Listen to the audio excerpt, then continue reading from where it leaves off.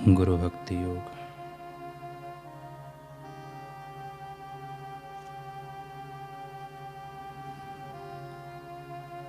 गुरु इस पृथ्वी पर साक्षात ईश्वर है, सच्चे मित्र एवं विश्वास पात्र बंधु है।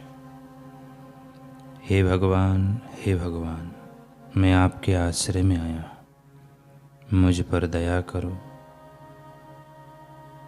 मुझे जन्म मृत्यु के सागर से उबारो।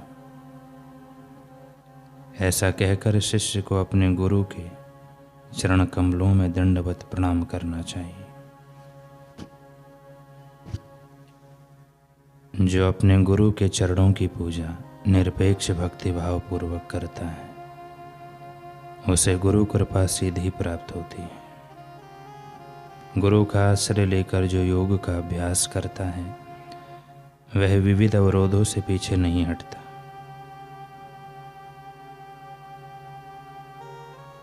किसी भी फल की आशा से रहित होकर जो गुरु सेवा और गुरु पूजा में लगा रहता है, वह उल्टे मार्ग में नहीं जाएगा। उसे सेवा पूजा का लाभ अवश्य प्राप्त होगा।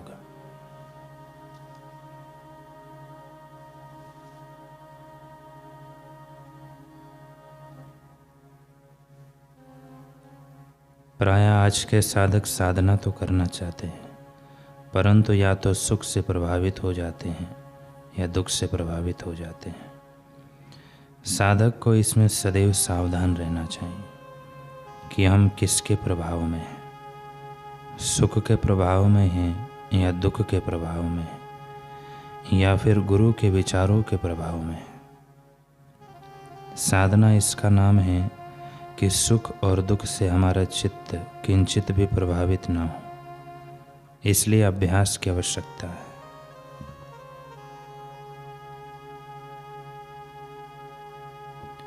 गुरु के कठोर निरीक्षण में जो ब्रह्मनिष्ठ हो, तत्वज्ञ हो, एक सद्गुरु का ही निरीक्षण साधक को सुख दुख से विभक्त कर सकता है, क्योंकि जितना दुख बंधन करता है, उससे कहीं अधिक सुख बंधन में होता है। साधक दुखों से शास्त्र युक्ति गुरु युक्ति द्वारा तो बच निकलते हैं, परंतु सुख के गड्ढे में गिर मरते हैं। यहाँ अत्यंत सावधानी की आवश्यकता है। इसलिए पहले पूर्व काल में साधक गुरु की शरण में तब तक रहा करते थे जब तक सिद्धता को ना उपलब्ध हो जाए। आजकल की बात अलग है कि जब छुट्टियां होती है तब गुरु का आश्रय या गुरु याद आते हैं। स्वामी अखंडानंद जी कहते हैं,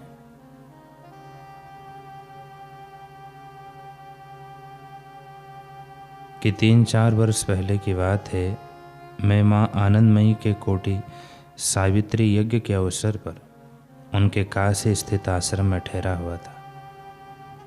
एक दिन अपने पूर्व परिचित पंडित जी के घर गया। उस समय पंडित जी कहीं बाहर गए हुए थे। घर में केवल माता जी ही थी। उन्होंने मुझे पहचान लिया। 7-8 वर्षों के बाद उनसे मिलना हुआ था। इस बीच में उनके एक जवान पुत्र की मृत्यु हो गई थी। वे मुझे देखते ही रोने लगी।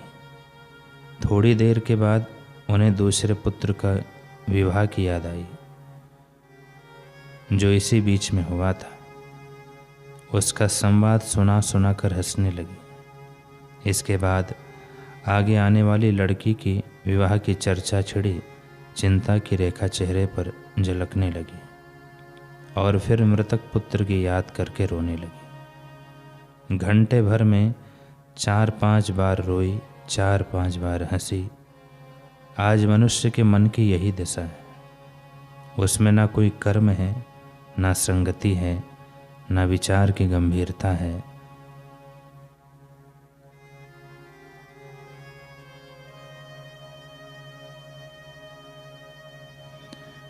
छिचोरा सा छिछले पानी में छलकता फिरता है। ना सुख ना दुख, मानो अनुभूति की गंभीरता ही नष्ट हो चुकी है।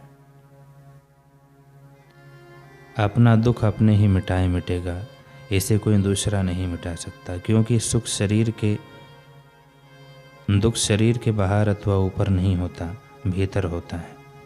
वहाँ केवल गुरु के विचार का रसायन ही अपना असर डाल सकता है, अर्थात सत्संग के विचार ही इस सुख दुख को अप्रभावित कर सकता है। दुख के 3 स्तर हैं।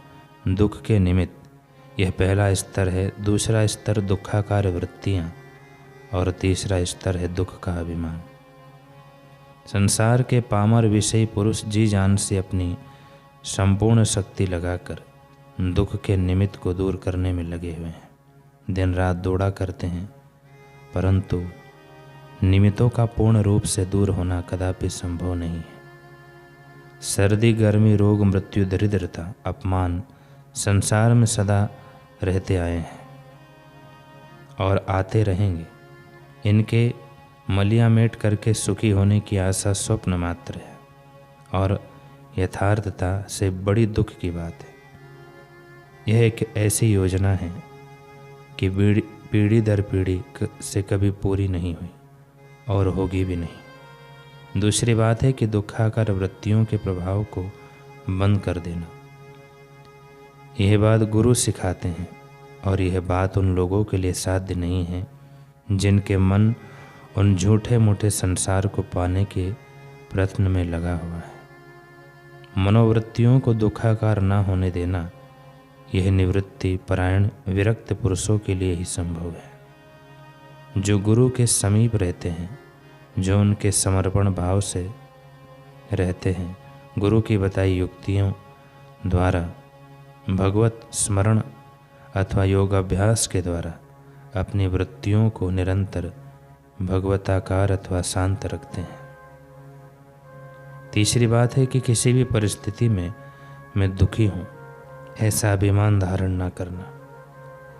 यह प्रत्येक साधक के लिए सुगम तथा व्यवहारिक है। दुख की स्वीकृति ही उसे सत्ता देती है। साहस के साथ दुख को अस्वीकार कर देना चाहिए।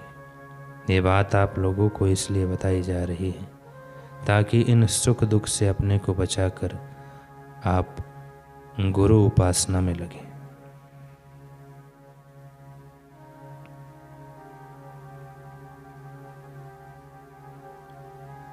अखंडानंद जी आगे कहते हैं, मेरे पास एक बालक आता था।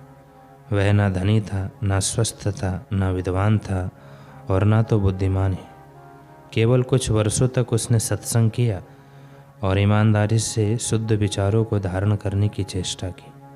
कुछ महीने पूर्व उसने दृढ़ता से शपथ पूर्वक भगवान के सामने, व्यास गद्दी के सामने प्रतिज्ञा कर ली कि अब चाहे कैसी भी परिस्थिति आ जाए, मैं उसे दुख नहीं मानूंगा।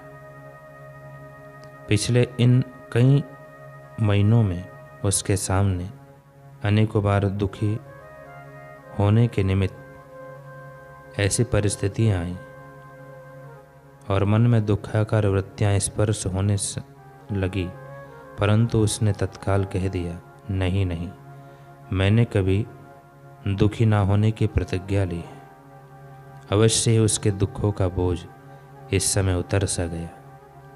आगे उसका भविष्य उसकी दृढ़ निष्ठा गुरु में और ईश्वर इच्छा पर निर्भर है। तो कहने का अभिप्राय यही है कि सामान्य पुरुष को भी दुखों के सामने हार नहीं माननी चाहिए। फिर जो साधक है, जो साधना करते हैं, उन्हें तो कदापि नहीं माननी चाहिए। पूरे साहस के साथ गुरु पर, अपने इष्ट मंत्र पर भरोसा रखकर सिंह के समान दुख के सिर पर पांव रखकर दहाड़ते हुए अपने साधन करते जाएं। अपनी साधना में, अपने साध्य में, अपने लक्ष्य की ओर अग्रसर होना चाहिए।